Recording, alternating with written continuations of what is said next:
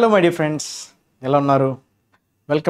Welcome back to IAC, welcome back to the Hindu editorial analysis come vocabulary enrichment. నేను మీ Kiran sir.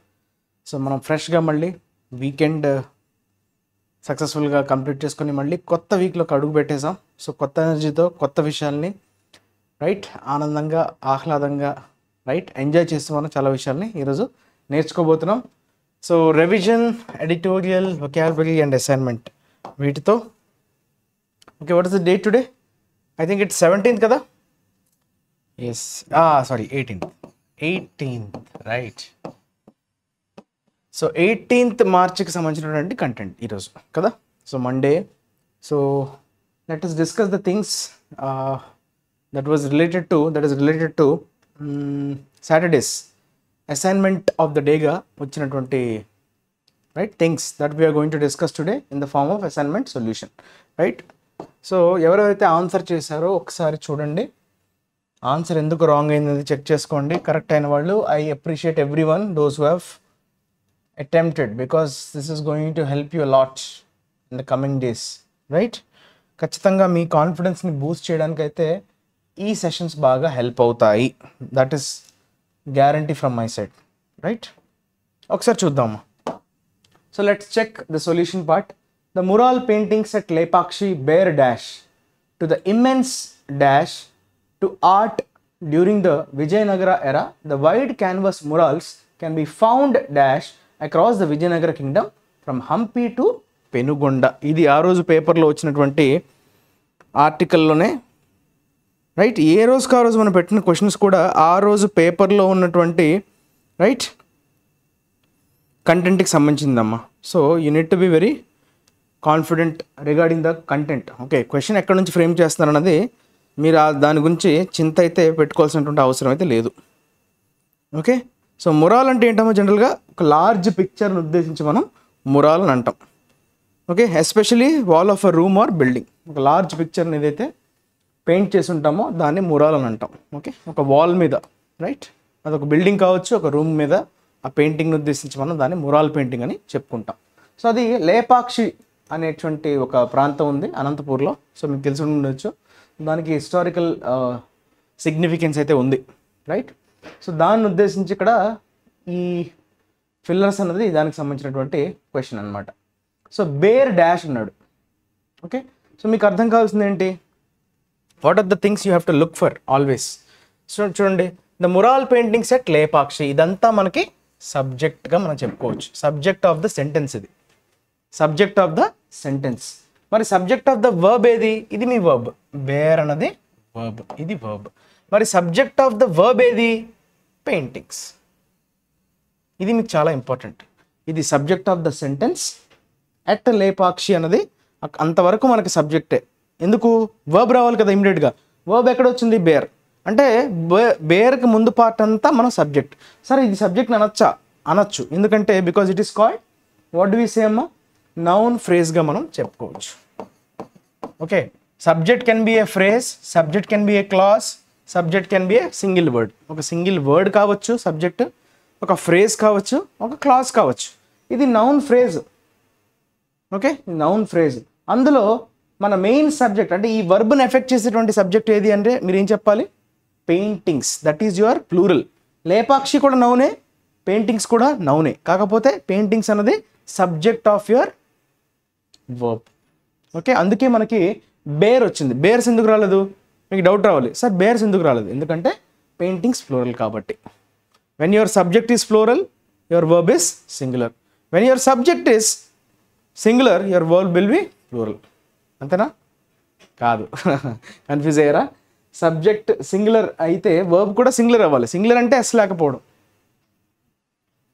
Singular అంటే S ఉండటం, plural అంటే లేకపోవడం. వర్బ్లో లేకపోవడానికి మనం ప్లూరల్ వర్బ్ అంటాం.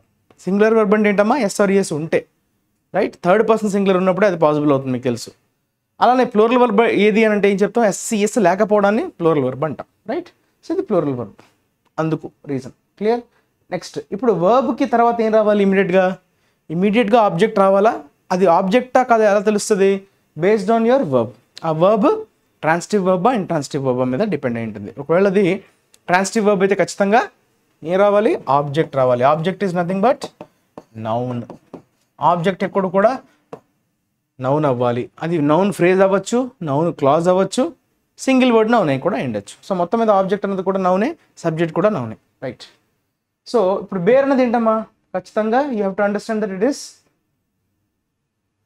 చెప్పాలి, నౌన్, ట్రాన్సిటివ్ వర్బ్ అంటే ఖచ్చితంగా నౌన్ రావాలి, రైట్.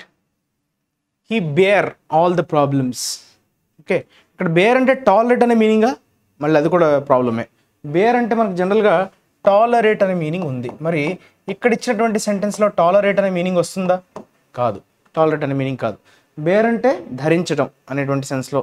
ఓకే, అక్కడ ఉన్న పెయింటింగ్స్ వేటిని ధరించి ఉన్నాయి అంటే వేటితో నిండి ఉన్నాయి. కాన్స్టిట్యూట్ అంటాం కదా, బేర్ అంటే కాన్స్టిట్యూట్ అనే మీనింగ్ వస్తుంది. కంటైన్, కాన్స్టిట్యూట్, ఆ మీనింగ్తో, ఆ సెన్స్తో మనం ఇక్కడ బేర్ని చెప్పచ్చు. ఓకే, సో బేర్ అంటే టాలరేట్ అనే సెన్స్ అయితే ఇక్కడ రావట్లా.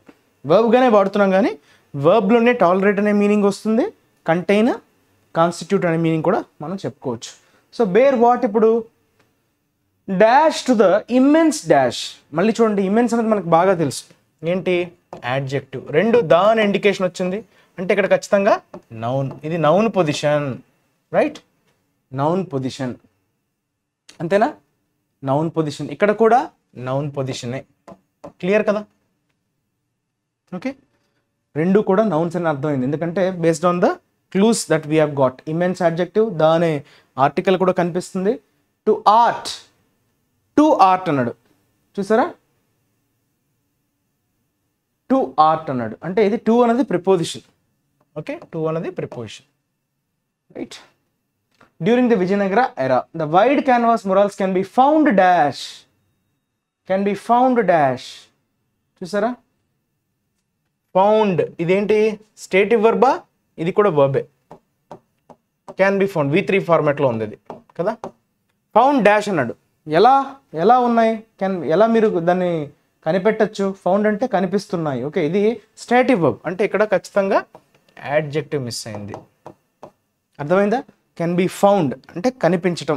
కనిపించటం అనేది స్టేటివ్ వర్బ్ అవుతుంది. అది పని కాదు, స్టేట్. అది ఫౌండ్ కదా. సో మీరు వెళ్ళి కనుక్కుంటున్నారు, అది ఏం చేయట్లా. Okay, so whenever you see something verb you just look at it is the stative verb or dynamic verb. Action verb అని కూడా చెప్తాం. యాక్షన్ వర్బ్ అన్న డైనమిక్ వర్బ్ అన్న ఒకటే. సో యాక్షన్ వర్బ్ వచ్చినప్పుడు మనకి ఏం రావాలి? అడ్వర్బ్ రావాలి. స్టేటివ్ వర్బ్ కొంతమంది లింకింగ్ వర్బ్ అని కూడా చెప్తారు. సో స్టేటివ్ వర్బ్, లింకింగ్ వర్బ్ వచ్చినప్పుడు మనకి యాడ్జెక్టివ్ రావాలి. సో అలా చూసుకున్నప్పుడు ఇప్పుడు వీటిని వైలేట్ చేసే వాటిని మనం ఎలిమినేట్ చేసేయాలి.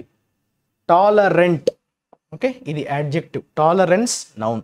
యాడ్జెక్టివ్ కాబట్టి మనకు నౌన్ కావాలి. పోయిందా? తర్వాత చూడమ్మా, స్ప్రెడ్, యాంగ్విష్ నౌనేనా? నౌనే. కాంట్రిబ్యూషన్ నౌనే, IOI noun. Spread verb. Spread అనేది వర్బ్ అంటే ఇది కూడా పోయింది. Next immune philanthropy widely. Wide అన్నది ఏంటమ్మా? Adjective. Wide is your adjective. దానికి ఎల్వై యాడ్ అయింది, అప్పుడు ఏమవుతుందమ్మా? So whenever LY suffix is added it become adverb. So widely ఏమైంది? యాడ్వర్బ్ అయింది. మనకు కావాల్సింది ఏంటి? యాడ్జెక్టివ్ అంటే డి కూడా పోయింది. ఇంకా మిగిలిన చూడండి, టెస్టిమనీ నౌన్. మీలో ఒకరు తప్పు ఏం చేస్తారంటే చూడండి, ప్యాటర్నేజ్ నౌన్ బాగానే ఉంది. స్కాటర్డ్ వర్బ్ సార్ అనుకొని ఇది కూడా మీరు ఎలిమినేట్ చేసే అవకాశం ఉంది. కానీ scattered can be found scattered. Scattered అంటే అర్థం ఏంటమ్మా? మీనింగ్ఫుల్గా చూడండి, murals can be found scattered across అంటే that is spread across. Spread అనే మీనింగ్ వస్తుంది, మీనింగ్ స్ప్రెడ్ అనే వస్తుంది, కానీ స్కాటర్డ్ అనేది అక్కడ యాడ్జెక్టివ్గా వాడటం జరిగింది. ఓకే, ఎందుకంటే అది పార్టిసిపుల్ అమ్మా. Participle always functions as adjective, right. So C will be your correct answer. ఇంతకీ టెస్టిమనీ అంటే మీనింగ్ ఏంటమ్మా? టెస్టిమనీ అంటే ప్రూఫ్. టెస్టిమనీ అంటే అర్థం ఏంటమ్మా? What you mean by testimony? Proof or you can say evidence. ఆ మీనింగ్ రావాలి. ఓకే, ప్యాటర్నేజ్ అంటే ఏంటమ్మా? ప్యాటర్నేజ్ చేయడం అంటే ఎంకరేజ్ చేయడం, మనీ ఇవ్వటం, రైట్. ఎంత దానికి ఖర్చు పెట్టేవారు అని చెప్పడాన్ని మనం, అంటే ఒక కళని ఎంకరేజ్ చేయడానికి ఏదైతే మనీని వెచ్చిస్తామో దాన్ని ప్యాట్రోనేజ్ అనే పదంతో మనం చెప్పుకోవచ్చు. రాజులు ఇచ్చేవారు ప్యాట్రనేజ్ అని, కదా. పోషణ అంటారు, అంటే కళా పోషకులు అంటారు కదా. పోషణ చేయడం అంటే ఏంటి, దాన్ని అంతరించిపోకుండా దాన్ని ఆర్ట్ ఫామ్లో ఎవరైతే ఆరితేరు ఉంటారో వారికి మరింత డబ్బులు కానీ ఏదో ఇన్సెంటివ్ ఇచ్చి వారిని ప్రోత్సహించడాన్ని మనం ప్యాట్రనేజ్ అంటాం, రైట్. సో ఇది అమ్మా. సో స్కాటర్డ్ ఇక్కడ అడ్జెక్టివ్గా వాడటం జరిగింది. So answer is option C. Clear. ఇది హౌ టు సాల్వ్ అన్నది, రైట్. ఇదంతా మీ కూలంకుషంగా చెప్పడం జరిగింది. ఎవరైతే బేసిక్ స్టేజెస్లో ఉన్నారో లేకపోతే కొంచెం ఇబ్బంది పడుతున్నారో ఫిల్లర్స్ చేయడానికి, సో మీరు దీని నుంచి ఆన్సర్ చేసే ప్రయత్నం అయితే చేయండి. ఇట్లా ఈ స్ట్రాటజీతో వెళ్ళే ప్రయత్నం చేయండి, రైట్. నెక్స్ట్ వర్డ్ ఏంటమ్మా, ఇది మనకు అడిగింది 6 లెటెడ్ వర్డ్ కదా. 1 2 3 4 5 6 లెటెడ్ వర్డ్. సో నౌన్గా వాడచ్చు, వర్బ్గా కూడా ఫంక్షన్ అవుతుంది. సో వాడిచ్చినటువంటి క్లూజ్ ఇవి, రైట్. వండర్ అనే మీనింగ్ రావాలి, అలానే miracle, right. What do you call that తెలుసా? మిరాకిల్ అనే మీనింగ్ వండర్, అద్భుతం అనేటువంటి ఒక సెన్స్లో వచ్చేటువంటి వర్డ్ అది. ఓకే, ఏమైంది చెప్పండి అమ్మా. మార్వెల్ అంటాం దీన్ని, MARVEL, ఒక అద్భుతం. ఇంజనీరింగ్ మార్వెల్ అంటారు. ఏదైనా ఒక ఇంజనీరింగ్లో ఇప్పటివరకు ఎవరు చేయండి ఒక అద్భుతం జరిగిందని చెప్పేటప్పుడు మార్వెల్ అనే పదాన్ని మనం వాడతాం. మార్వెలస్ అంటాం చూసారా, అద్భుతం, అత్యద్భుతమైనది. మార్వెలస్ అనే అడ్జెక్టివ్ కూడా మార్వెల్ అనే నౌన్ నుంచే పుట్టింది. Marvellous, OUS affix. మార్వెల్ అనే నౌన్కి OUS యాడ్ చేస్తే అది మార్వెలస్ అయింది. ఓకే, అంతేనా? మీకు తెలిసిన పదమే కదమ్మా. సో మార్వెలస్ అంటే బాగా పరిచయం మనకి. మార్వెల్ అంటే నౌను, దాని అడ్జెక్టివే మార్వెలస్. క్లియర్. మార్వెల్ని వర్బ్గా కూడా వాడచ్చు, మార్వెల్ని నౌన్గా కూడా వాడచ్చు. సో మార్వెల్తో నౌను వర్బ్గా సెంటెన్సెస్ కమెంట్ సెక్షన్లో అయితే మెన్షన్ చేయండి, రైట్. కమెంట్ సెక్షన్లో మార్వెల్ని యూజ్ చేసి నౌన్ గాను వర్బ్ గాను మెన్షన్ చేయండి. That is all for right. Okay, assignment solution. Now we will talk about revision vocabulary.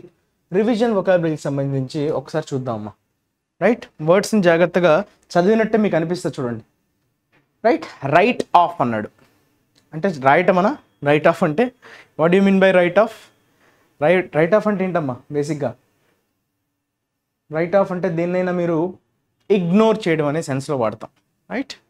Ignore అనే సెన్స్లో వాడతాం. Disregard, right. చూడండి, ఎఫ్ ఫ్రేజల్ వర్బ్ అమ్మా, అంటే వర్బ్గా మనం ట్రీట్ చేయొచ్చు. సో రైట్ ఆఫ్ చేస్తున్నాయంటే ఇగ్నోర్ అని చెప్పచ్చు, డిస్రిగార్డ్ అని చెప్పచ్చు. యాన్యుల్, ANNUL, ఓకే. పట్టించుకోకపోవడం, క్యాన్సిల్ చేయడం అనే సెన్స్లో మనం చెప్పుకుంటాం. నల్లిఫై, క్యాన్సిల్, ఇవన్నీ కూడా, రైట్. ఇవన్నీ కూడా మనకి verbs. Nullify, annul, disregard, ignore. తర్వాత రెనెజ్ అనే వర్బ్ ఉంది. దీంతో ఆన్ అనేది ఫిక్స్డ్ ప్రిపోజిషన్. ఎవరైనా రెనెజ్ ఆన్ అంటే మనకి ఏ కాంటెక్స్ట్లో వచ్చింది? Political developments in Andhra Pradesh. మొన్న సాటర్డే వచ్చినటువంటి ఆర్టికల్ని డిస్కస్ చేసేటప్పుడు Bharatiya Janata party reneged on its promises అంటే వెనక్కి తగ్గింది. వెనక్కి తగ్గడం అంటే అర్థం ఏంటమ్మా? నిలబెట్టుకోలేకపోయింది. మడమ తిప్పడం అంటారు చూసారా. ఎగ్జాక్ట్గా చెప్పాలంటే అంటే అదేదైతే ప్రామిసెస్ చేసిందో, వాగ్దానాలు చేసిందో దాన్ని నిలబెట్టుకోలేకపోయింది, రైట్. అంటే విత్డ్రా అయిపోయింది, వెనక్కి తిరిగింది, మడమ తిప్పింది అని చెప్తాం కదా. మాట తప్పం మడమ తిప్పం అంటారు కదా. మాట తప్పడం మడమ తిప్పడాన్నే మనం రెనెజ్ అంటాం. ఫాల్ బ్యాక్ అంటే వెనక్కి విత్డ్రా అయిపోవడం అనే సెన్స్లో డి అన్నది కరెక్ట్ వర్డ్గా మనం చెప్పొచ్చు. ఇది కూడా నెగిటివ్ సెన్స్లో వాడే వర్బే రెనెజ్, ఓకే.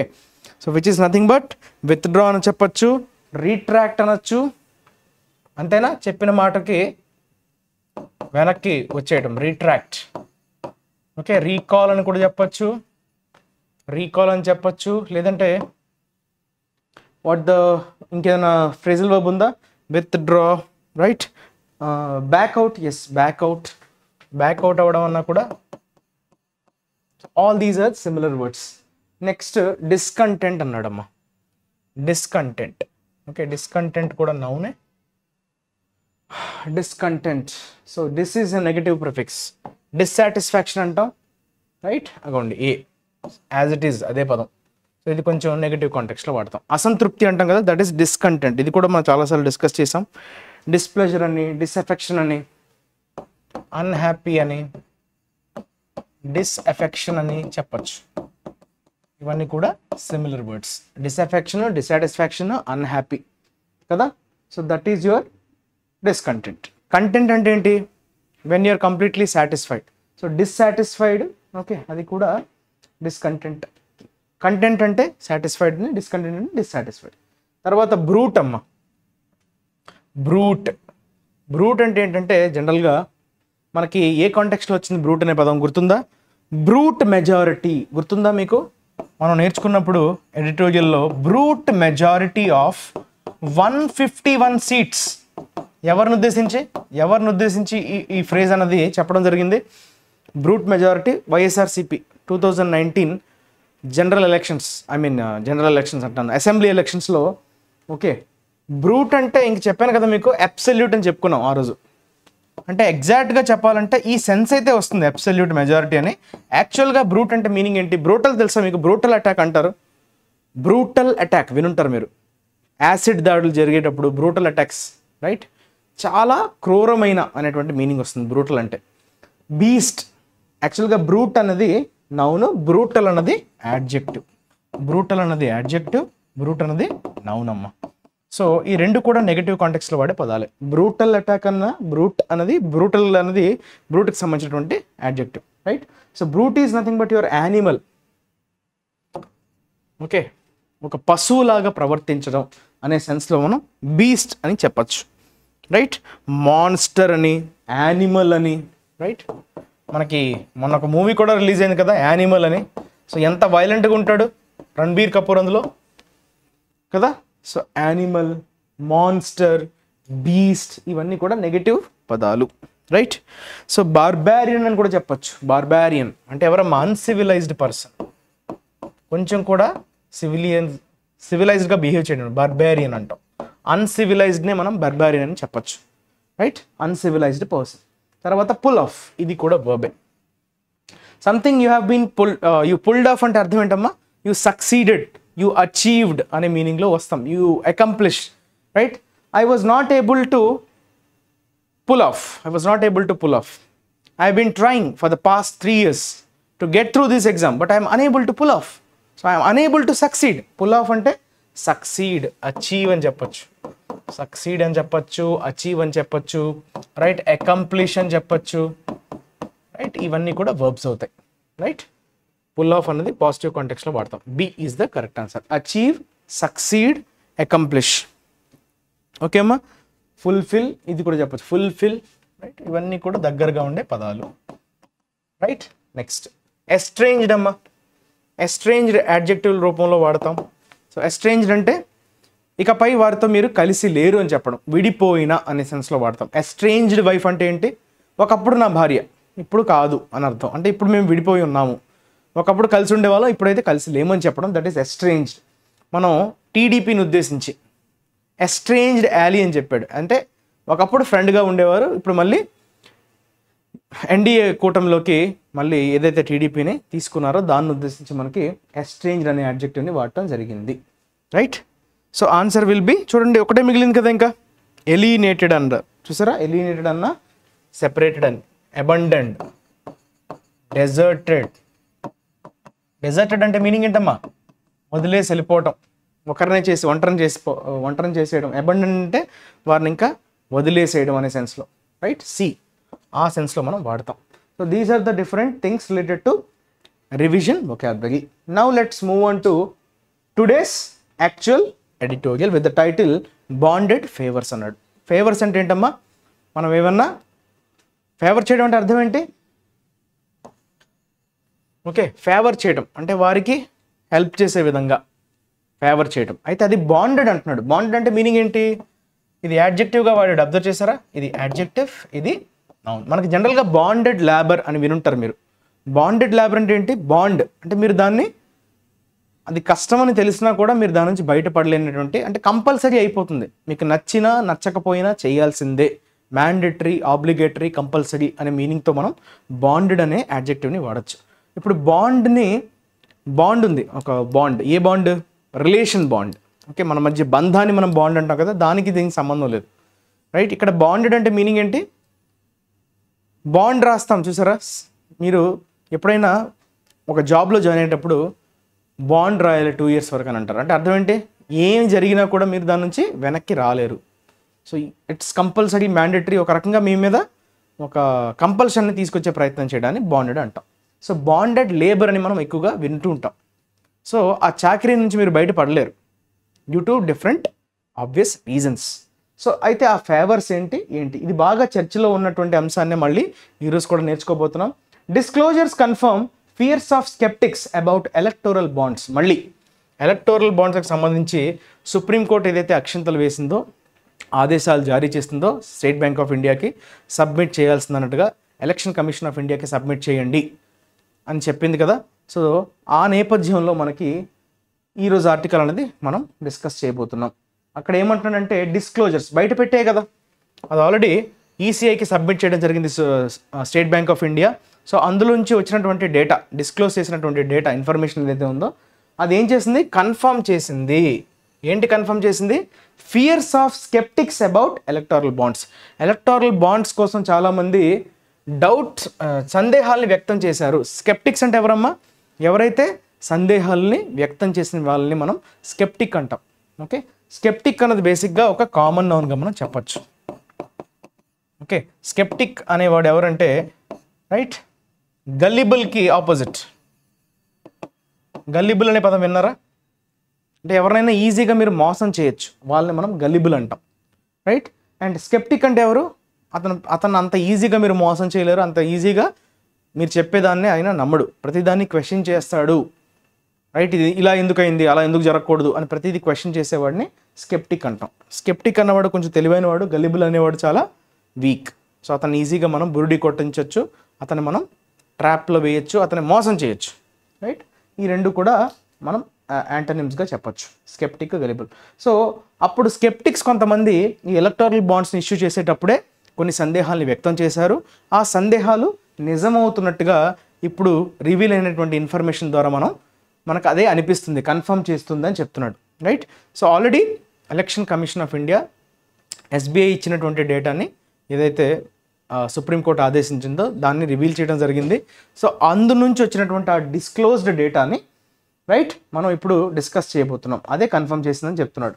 సో ఒకసారి we'll get into the article once, please go through the complete article. Right, ఆర్టికల్లో మొత్తం ఒకసారి ఏముంది, దీని కథా కమిషన్ ఏంటి అన్నది ఒకసారి చూసే ప్రయత్నం అయితే చేద్దాం. ఈలోపు మీరు దీన్ని కాస్త చదివే ప్రయత్నం అయితే చేయండి. రైట్, దీన్ని స్క్రీన్ షాట్ తీసుకోండి, కావాలంటే వీడియోని పాజ్ చేసుకొని చదవండి. Sordid revelations that keep pouring from the disclosure of details about the purchasers and recipients of electoral bonds confirm the early apprehension of skeptics that the anonymous political funding scheme will have undesirable consequences. Okay? ఇక్కడ ఒకసారి మీరు జాగ్రత్తగా observe చేస్తే ఇందులో subject ఎక్కడ ఉంది అంటే ఏం చెప్తారు, వర్బ్ ఎక్కడ వరకు వచ్చిందో. రైట్, ఫస్ట్ మీరు వర్బ్ని ఎక్కడుందో మీరు దీన్ని ఐడెంటిఫై చేయగలిగితే సబ్జెక్ట్ని ఈజీగా మీరు ఐడెంటిఫై చేయొచ్చు. కీప్ పోరింగా కాదు, దట్ అన్నాడు కదా, అంటే ఇదేంటిది, right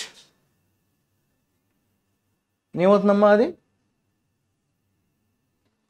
that is nothing but relative pronoun, అందుకే relative pronoun. Okay, keep pouring from the, ఇదంతా extra information. Sordid revelations that keep pouring from the disclosure, prepositions చూసారు, ఇవన్నీ prepositions. From the disclosure of details about, prepositions. And recipients of electoral bonds, prepositions. అంటే ఇవన్నీ extra informations. Confirm, okay, ఇది మన verb. అంటే ఇక్కడ వరకు ఇదంతా సబ్జెక్ట్ ఆఫ్ ద సెంటెన్స్ అయింది. Right, and what is the subject of the verb, revelations. Revelations అంటే బయటపడినటువంటి ఇన్ఫర్మేషన్ ఉద్దేశించి రివీల్ చేసినటువంటి డేటాని. అయితే సార్డిడ్ అనే యాడ్జెక్టివ్ని వాడాడు, ఇది యాడ్జెక్టివ్ అమ్మ. రెవిలేషన్స్ అన్నది నౌన్, సార్డిడ్ అంటే మీనింగ్ ఏంటి, sordid is used in negative context. Right, sordid అంటే నెగిటివ్ కాంటెక్స్లో వాడేటువంటి యాడ్జెక్టివ్. అది ఎలా ఉంది, డిజానెస్ట్గా ఉంది అని చెప్పడం. డిజానెస్ట్గా ఉన్నదాన్ని మనం సార్డిడ్ అని చెప్తాం. Right, something is dishonest, that is called your what we say filthy or dirty, morally vile అంటాం. ఇమ్మోరల్గా ఉండేటువంటి రెవిలేషన్స్ని మనం సార్డిడ్, నెగిటివ్ కాంటెక్స్లోనే వాడతాం sordid. Okay, keep pouring from the disclosure of details from the about the purchasers. Purchasers అంటే ఎవరు, ఎవరైతే బాండ్స్ని కొన్నారో, కొన్నవాళ్ళంటే ఎవరు, డోనర్స్. అండ్ రిసిపియంట్స్ అంటే పొలిటికల్ పార్టీస్. ఎలక్టోరల్ బాండ్స్ ఎవరెవరైతే పర్చేస్ చేశారో, ఎవరెవరైతే రెసిపియంట్ చేశారో, దాని యొక్క రెవ్యులేషన్స్ ఏవైతే బయటపడ్డాయో అది దేన్ని కన్ఫర్మ్ చేసింది, కన్ఫర్మ్ ద ఎర్లీ అప్రహెన్షన్ ఏంటి, వర్రీ అవ్వడం, ముందుగానే వాళ్ళు సందేహాలను వ్యక్తం చేశారు, ముందుగానే అంటే ఇలా జరిగే అవకాశం ఉందని వాళ్ళు ముందుగానే ప్రెడిక్ట్ చేశారు, రైట్. ఎర్లీ అప్రహెన్షన్ అంటే వారికి ఉన్న సందేహాలు వ్యక్తం చేశారు స్కెప్టిక్స్. ఏమని, that the anonymous political field, anonymous పేర్లు ఏదైతే రివీల్ చేయకుండా ఎలక్టోరల్ బాండ్స్ని మీరైతే పథకం పెట్టారో, ఈ ఎలక్టోరల్ బాండ్స్లో ఎవరెవరైతే డొనేట్ చేస్తున్నారో వారి పేర్లు మెన్షన్ చేయాల్సినటువంటి అవసరం లేదని చెప్పారో anonymous, that will have undesirable consequences. అంటే ముందుగానే వీళ్ళు ఏదైతే వరీ అయ్యారో, ఓకే, అవి నిజమయ్యాయి. అన్డిజైరబుల్ కాన్సిక్వెన్సెస్ అంటే అవాంఛిత, కాన్సిక్వెన్సెస్ అంటే పరిణామాలు, ఓకే, అవాంఛిత పరిణామాలు ఏవైతే వస్తాయని ముందుగానే వారు గుర్తించారో అది నిజమైందంట బికాస్ ఆఫ్ దీస్ రివిలేషన్స్, అందులో బయటపడినటువంటి నిజాలు. రేంజింగ్, అది ఏంటంటే ranging from likely quid pro quo deals to flagrant proximity between companies being investigated by central agencies and the purchase of electoral bonds worth hundreds of crores by these firms. The scheme has played out exactly as its detractors predicted. ఎక్కడి నుంచి అమ్మ చెప్తున్నాడు, quid pro quo deals నుంచి, ranging from అంటున్నాడు, ఎక్కడి నుంచి ఎక్కడి వరకు చెప్తున్నాడు, ఫ్రమ్ టు. అబ్జర్వ్ చేశారా, ఫ్రమ్ తర్వాత టు రావాలి అంటే రేంజ్ కదా, రేంజ్ అనేది ఒక పాయింట్ నుంచి ఇంకొక పాయింట్ వరకు. సో స్టార్టింగ్ పాయింట్ని మనం ఫ్రమ్తో చెప్తాం, ఎండింగ్ పాయింట్ని టూతో చెప్తాం. సో ఎలాంటివన్నమా, క్విడ్ ప్రోకో డీల్స్ అంటారు. క్విడ్ ప్రోకో అంటే అర్థం ఏంటంటే బేసిక్గా ఇది మీకు తెలియాల్సిన టర్మ్, ఇది ఎక్కువగా మీకు కరప్షన్ ఎప్పుడైనా వచ్చినప్పుడు, ఓకే, అంటే ఒక రెండు పార్టీస్, నేను నీకు ఇంత ఇస్తే నువ్వు నాకు ఏమిస్తావు, సో ఒక డీల్ అనమాట, సీక్రెట్ డీల్నే, నేను నీకు నాకు ఇన్ని కోట్లు కావాలి, పొలిటికల్ ఫండింగ్ కావాలి, నేను నీకు పలానా ప్రాజెక్ట్ని ఇస్తా, ఇంత వాల్యూ చేసినటువంటి ప్రాజెక్ట్ని నీకే వచ్చేలా చేస్తా అని ఆ నెక్సెస్ అంటాం చూసారా, ఆ అండర్స్టాండింగ్, ఆ కొల్యూషన్ ఏదైతే అంటాం, కొల్యూషన్ అనే పదం విన్నారా, COLLUSSION. సో దాన్నే ఒక ఒప్పందం, రహస్య ఒప్పందాన్నే మనం ఏమంటాం అంటే క్విడ్ ప్రోకో అని టెర్మినాలజీలో చెప్పుకుంటాం, రైట్. పొలిటికల్ టెర్మినాలజీలో క్విడ్ ప్రోకో కేసు అని అంటాం.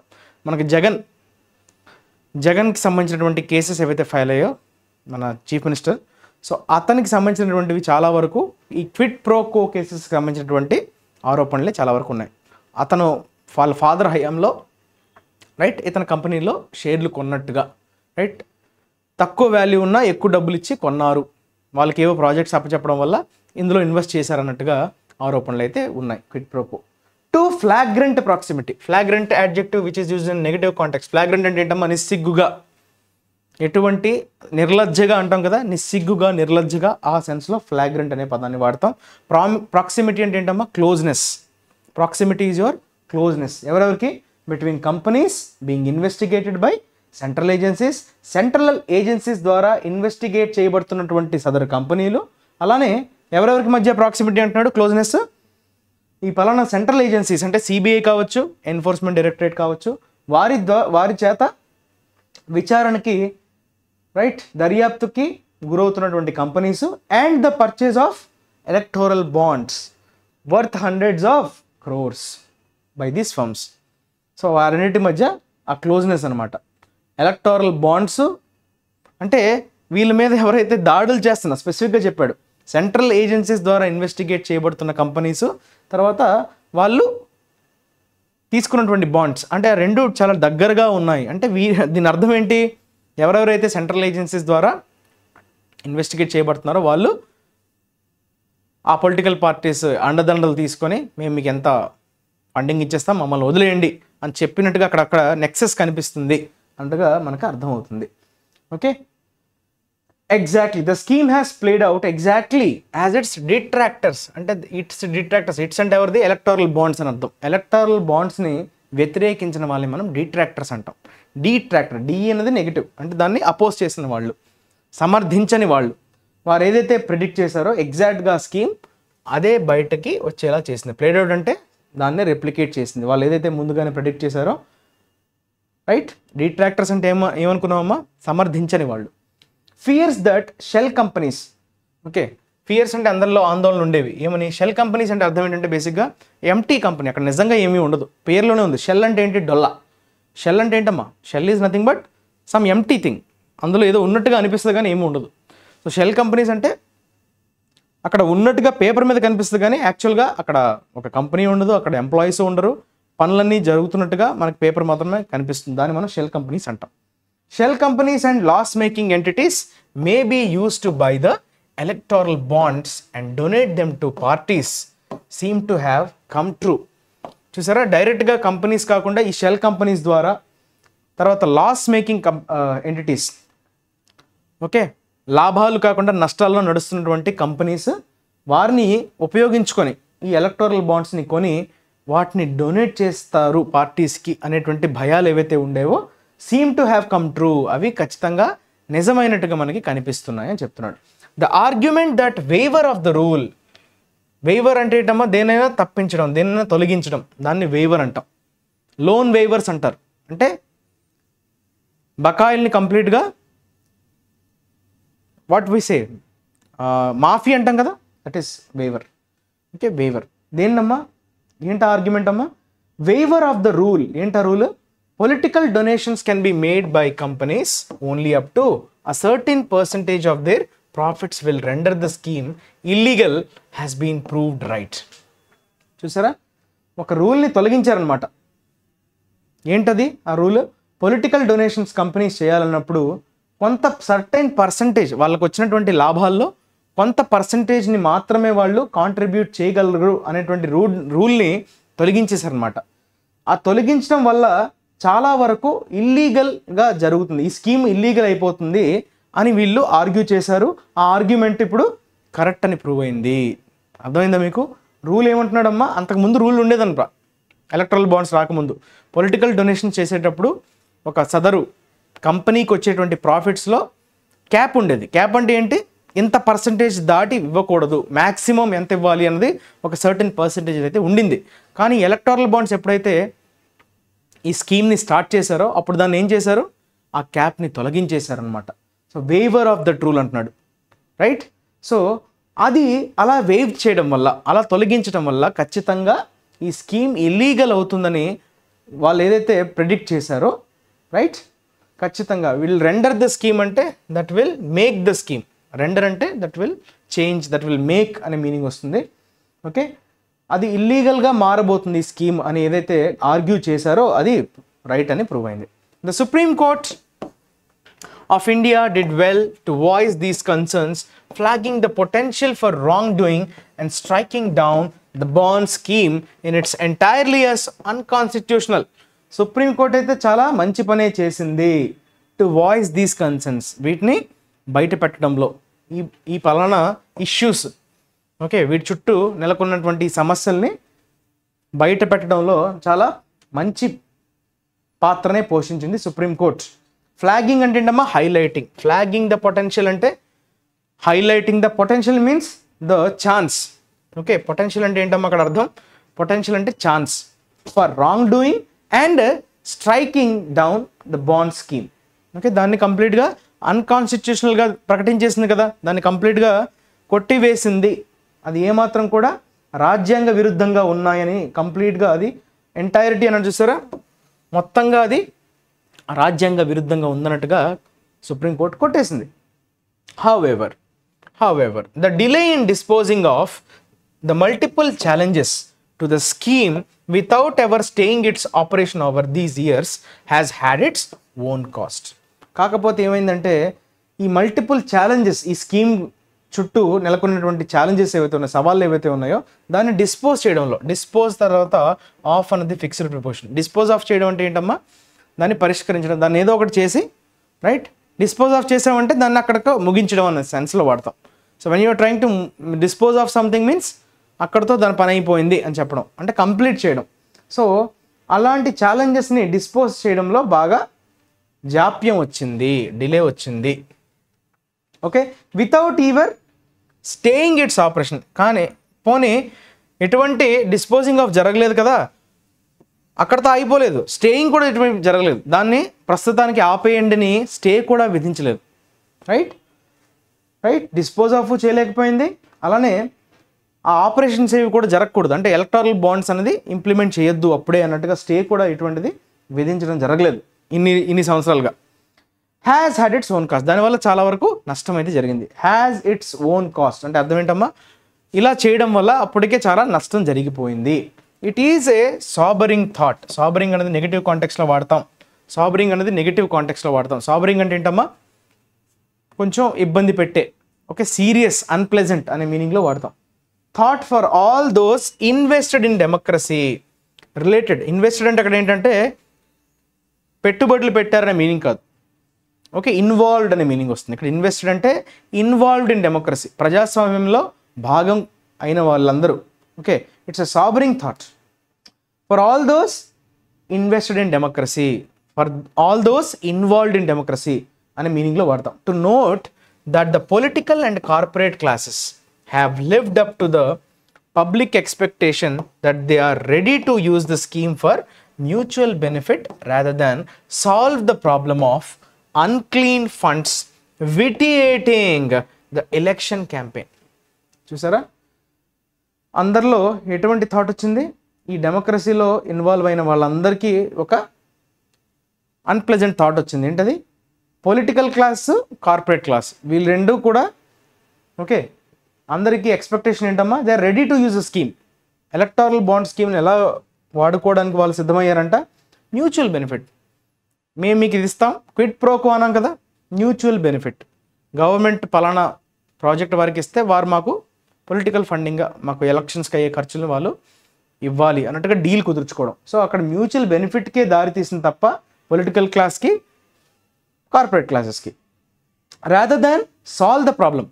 So unclean funds, okay, unclean funds అనే ప్రాబ్లమ్ని సాల్వ్ చేయకుండా మ్యూచువల్ బెనిఫిట్కి పాల్పడ్డాయి అన్నట్టుగా ఒక బలమైనటువంటి ఒపీనియన్ అన్నది ఫ్రేమ్ అయింది ప్రజాస్వామ్యంలో భాగస్వామ్యం అయిన వాళ్ళందరికీ.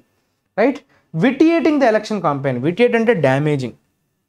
Something is vitiate means damage. Vitiate అనే వర్బ్ని మనం డ్యామేజ్ ఆర్ స్పాయిల్ అనే సెన్స్లో వాడతాం. ఓకే, సో ఎలక్షన్ క్యాంపెయిన్ని బాగా డ్యామేజ్ చేస్తున్నటువంటి ఈ అన్క్లీన్ ఫండ్స్, దాన్ని ప్రాబ్లమ్ని సాల్వ్ చేయకుండా మ్యూచువల్ బెనిఫిట్కి తెగబడ్డారు political class and corporate class అనే భావన అయితే అందరిలో వచ్చేసింది.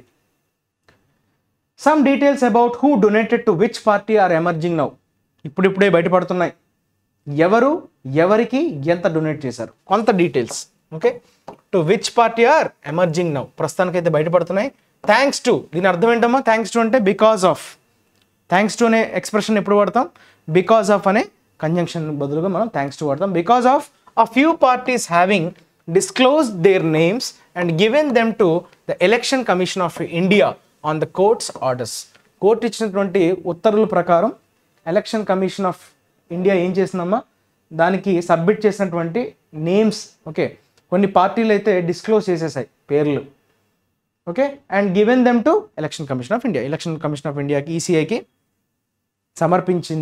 సమర్పించాయి కొన్ని పార్టీలు అయితే.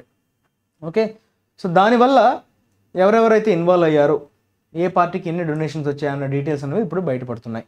హౌఎవర్, కాకపోతే it is disappointing that both the ruling BJP and the Congress did not disclose them even in sealed covers. కొన్ని పార్టీలు అయితే చెప్పారు కదా, అందులో ప్రధానమైనటువంటి పార్టీలు, జాతీయ పార్టీలు ఏవైతే మనం బీజేపీ, కాంగ్రెస్ అని చెప్పుకుంటున్నామో, సో ఆ రెండు పార్టీలు అయితే ఇప్పటి వరకు సీల్డ్ కవర్స్లో కూడా ఎటువంటి ఇన్ఫర్మేషన్ అయితే డిస్క్లోజ్ చేయలేదు. It is possible that there will be more revolutions in the coming days when unique numbers given to each bond are disclosed. రానున్న రోజుల్లో మరింత ఇన్ఫర్మేషన్ బయటపడే అవకాశం ఉంది.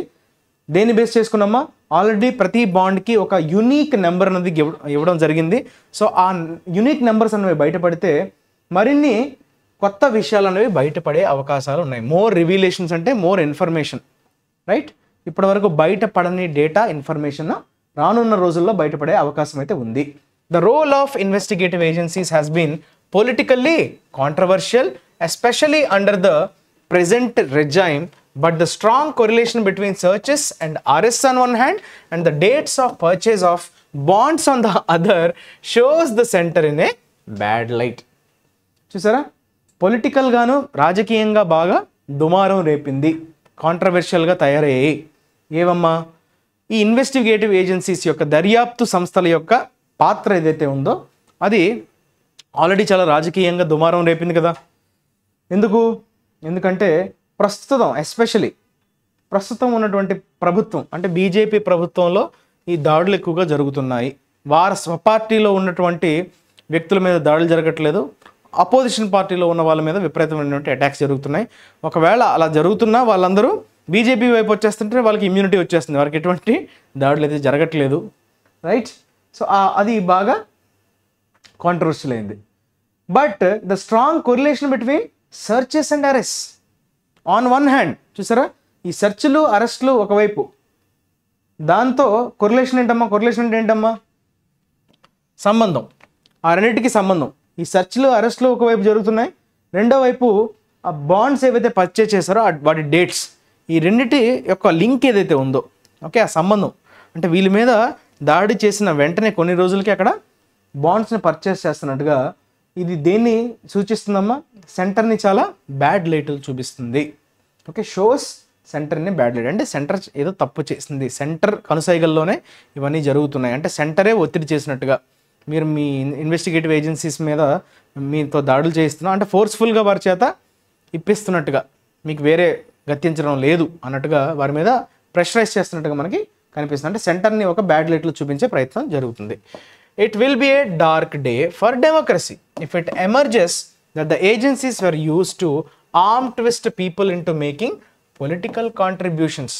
చూసారా, ఇది ఒక డార్క్ డే, ప్రజాస్వామ్యానికి ఒక చీకటి రోజు అంటాం. చీకటి రోజు అయ్యే ప్రమాదం ఉంది ఎప్పుడు? వెన్ ఇఫ్ ఇట్ ఎమర్జెస్, ఒకవేళ ఇది ప్రూవ్ అయితే, ఏమని ప్రూవ్ అయితే? ఏజెన్సీస్ ఓకే ప్రజల్ని ఆర్మ్ ట్విస్ట్ చేయడం అంటే ఏంటమ్మా? మన చేతులను చూసారా, ఇలా చేతులు తిప్పేస్తుంటారు, చేతులు తిప్పేస్తే ఏమవుతుంది? మనం ఎటు కదలలేని పరిస్థితిలో ఉండిపోతాం. సో ఆర్మ్ ట్విస్ట్ అంటే అర్థం ఏంటి? When we're force to do something, right? మీరు ఖచ్చితంగా పొలిటికల్ కాంట్రిబ్యూషన్ చేయాల్సిందే అని చేతులు పట్టుకుంటే మనం ఏం చేయగలం?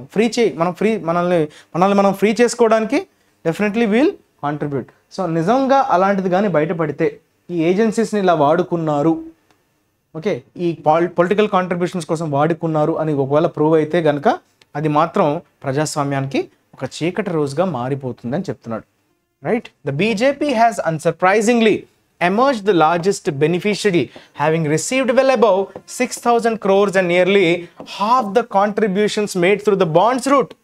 చూసారా, ఒక ఫ్యాక్ట్ ఏంటి? ఇది అందరికీ తెలిసిందే, పెద్దగా ఆశ్చర్యపోవాల్సినంత ఫ్యాక్ట్ అయితే కాదు, అన్సర్ప్రైజింగ్ అన్నాడు, అందుకే ఆశ్చర్యపోయే విషయం అయితే కాదు. ఏంటి? బీజేపీ లార్జెస్ట్ బెనిఫిషియరీ, అందుకున్న పార్టీస్ ఏవైతే ఉన్నాయో వాటిలో లార్జెస్ట్ బెనిఫిషియరీగా అవతరించింది. ఓకే, మొత్తానికి చూసుకుంటే 6,000 కోట్ల కంటే ఎక్కువగానే అది రిసీవ్ చేసుకుంది. And nearly half the contributions made through bonds route, మొత్తం బాండ్స్ రూపంలో వచ్చినటువంటి మొత్తంలో ఆల్మోస్ట్ సగం దాని దగ్గరే ఉన్నది, రైట్? 6,000 crores అంటే ఆల్మోస్ట్ ఓవరాల్గా బాండ్స్ రూపంలో వచ్చినటువంటి మనీ 12,000 crores, అంటే నియర్లీ 12 to 13 మధ్యలో ఉండుంటుంది, అందుకే ఇక్కడ 6,000 అని చెప్తున్నాడు, నియర్లీ.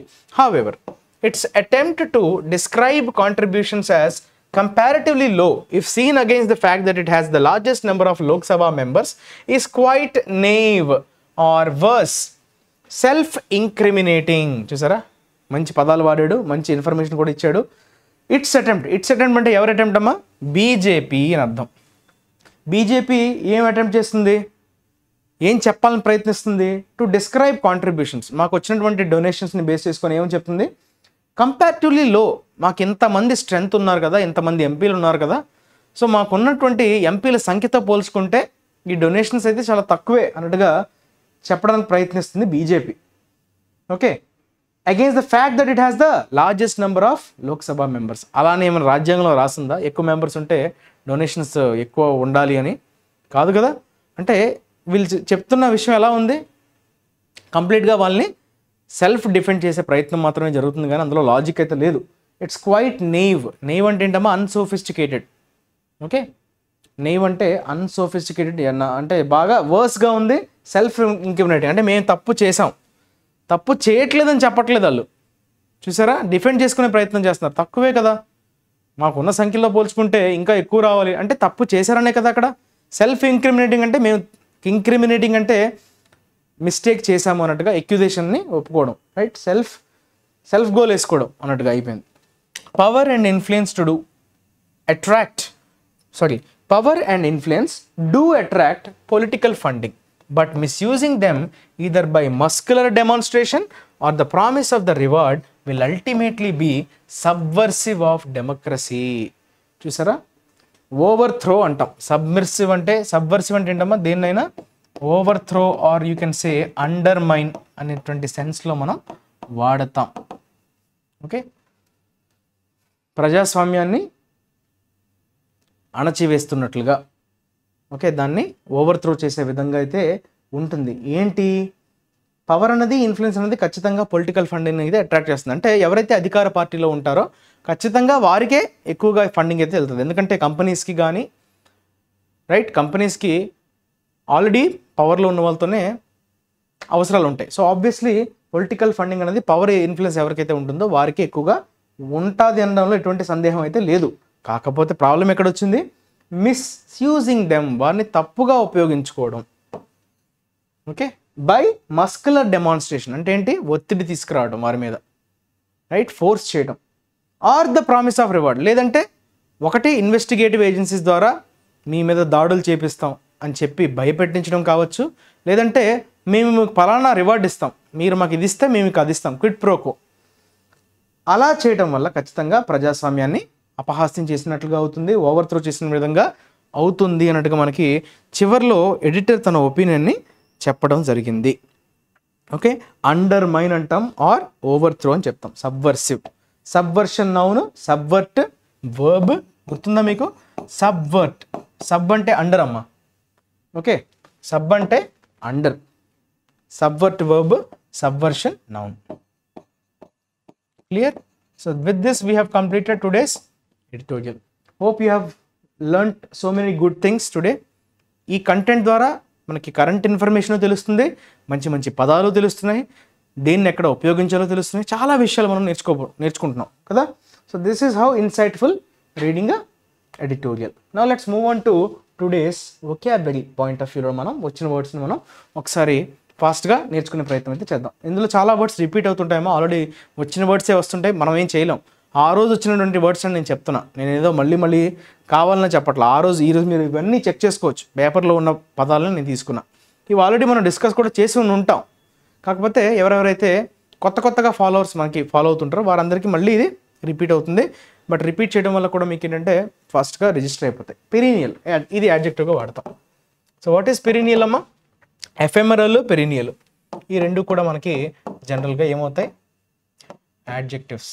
ఈ రెండు కూడా యాంటోనిమ్స్ అవుతాయి. ఎఫెమరల్ అంటే టెంపరీ, పెరీనియల్ అంటే టెంపరీ, పర్మనెంట్ అనే సెన్స్లో వాడతాం. కంటిన్యూస్, పెరీనియల్ రివర్స్ అంటారమ్మా, జీవనదులు, permanent, everlasting, eternal, perpetual, ఇవన్నీ కూడా యాడ్జెక్టివ్సే. ఎటర్నిటీ అంటాం, eternal adjective, eternity noun, right. Perpetual adjective, perpetuation noun, అలా. So we face the perennial problem, అంటే కంటిన్యూస్ ప్రాబ్లం, ఎప్పుడూ ఉన్న ప్రాబ్లమే, ఎప్పుడూ వేధిస్తున్నటువంటి సమస్యే. నాట్ హ్యావింగ్ ఇనఫ్ మనీ, అది ఎప్పుడు అందరికీ ఉంటుంది. నీకు ₹1,00,000 వచ్చినా ప్రాబ్లమే, 50,000 ఉన్నా ప్రాబ్లమే, రైట్.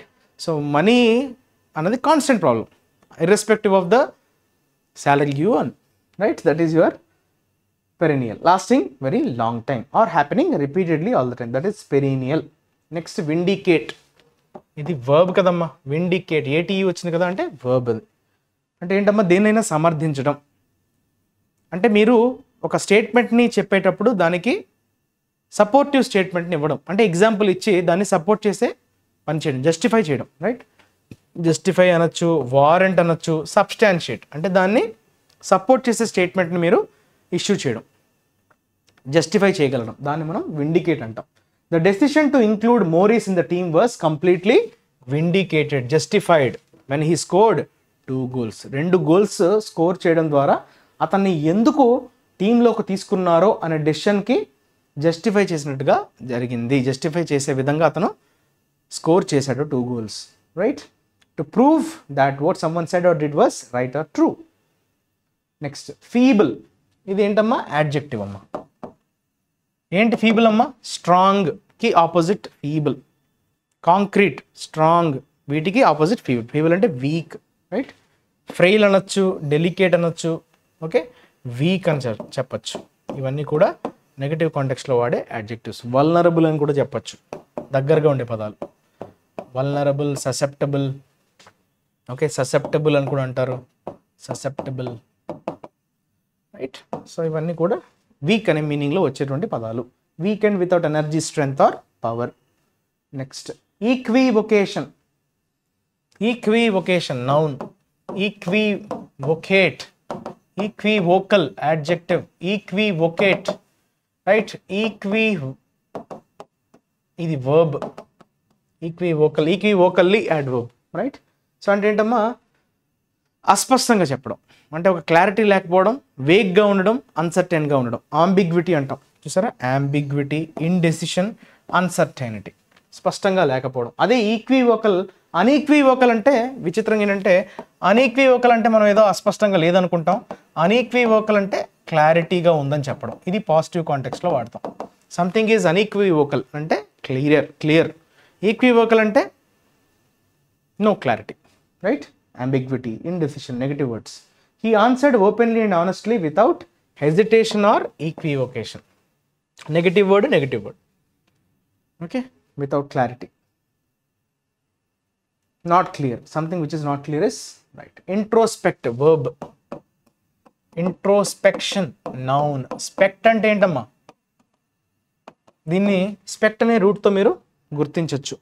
స్పెక్ట్ అనే రూట్ వర్డ్ని యూజ్ చేసి మనం, అలానే ఇంట్రో అనేటువంటి ఒక what we say prefix. Intro అంటే ఇన్సైడ్, స్పెక్ట్ అంటే టు సీ, స్పెక్టకల్స్ అంటాం, స్పెక్టేటర్స్ అంటాం కదా. స్పెక్ట్ అంటే to see something, right. So అంతర్పరిశీలన అంటాం, ఆత్మ పరిశీలన అని అంటాం. That is introspection. అంటే ఒకసారి ఏం జరిగిందో మన లోపల మనమే అంతర్మదనం చేసుకోవడం, స్వీయ పరిశీలన అంటాం కదా. స్వీయ పరిశీలన, సెల్ఫ్ రిఫ్లెక్షన్, రైట్. ఏం జరిగిందో ఒకసారి మనం కరెక్ట్గా అనలైజ్ చేసుకోవడం, దాన్నే మనం ఇంట్రోస్పెక్షన్ అంటాం. So not looking outside but inside. Okay, sometimes we need to introspect our own motives. ఒకసారి మనం ఆత్మ పరిశీలన చేసుకోవాలి, ఎగ్జామిన్ చేయడం, రైట్.